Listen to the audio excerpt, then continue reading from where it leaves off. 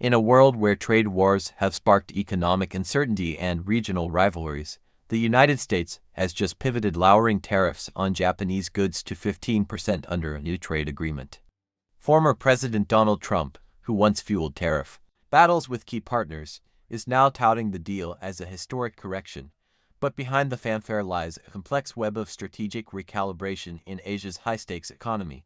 This development could reshape the dynamics of U.S. trade engagement in the Indo-Pacific. While Trump has always maintained a deal-maker image, this announcement made publicly and without full legislative briefings raises questions about continuity, geopolitical goals, and the fine print. In today's briefing, we unpack the deal's potential winners and losers, its implications for China, how it reflects Trump's policy legacy, and whether it will survive the turbulent U.S. political landscape.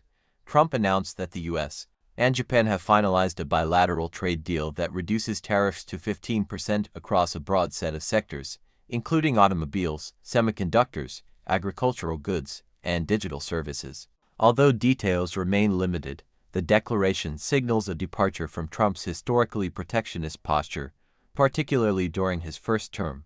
This deal, according to Trump, is about fairness, not weakness. He argues that Japan has long benefited from favorable trade balances with the U.S., and this agreement levels the playing field while opening Japanese markets further to American exports, particularly in agriculture and digital goods. The deal could enhance access for U.S. soybeans, beef, and pork, sectors hit hard by previous trade tensions with China. However, trade economists have urged caution.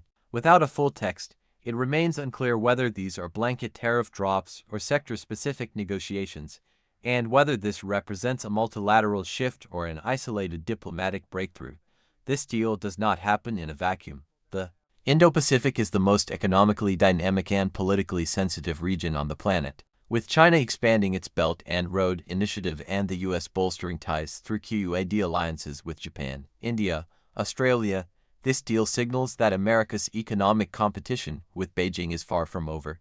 Japan has been navigating between economic pragmatism with China and strategic alignment with the U.S. This new trade pact may cement Tokyo's tilt toward Washington, especially as both countries grow increasingly wary of Chinese trade leverage and military assertiveness in the Taiwan Strait and South China Sea. At the same time, this deal could reignite tensions with China.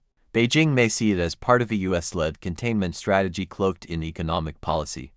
If China retaliates by offering Japan preferential terms or boosting regional infrastructure deals, it could trigger a new form of economic arms race in the region. If implemented, this agreement could stimulate U.S. agricultural and manufacturing exports and slightly reduce consumer prices for Japanese electronics and autos in the U.S., but the impact will vary by sector. American carmakers remain skeptical, arguing Japan's non-tariff barriers like inspection rules and dealership restrictions may still limit their market access. Japanese tech firms and automakers are expected to benefit most. Lower tariffs mean easier entry into the U.S. market at a time when EV and AI tech demand is surging.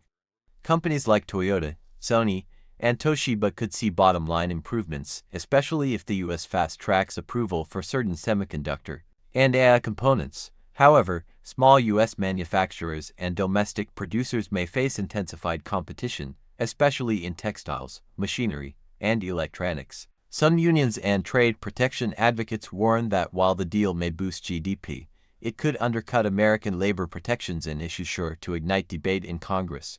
This isn't the first time Trump has pivoted on trade. From NAFTA's replacement USMCA to tariff standoffs with China, his policy has often swung between confrontation and deal-making. This Japan deal follows that pattern, potentially aimed at boosting foreign policy credentials ahead of the 2024 presidential race. Historically, Japan-U.S. trade relations have been bumpy.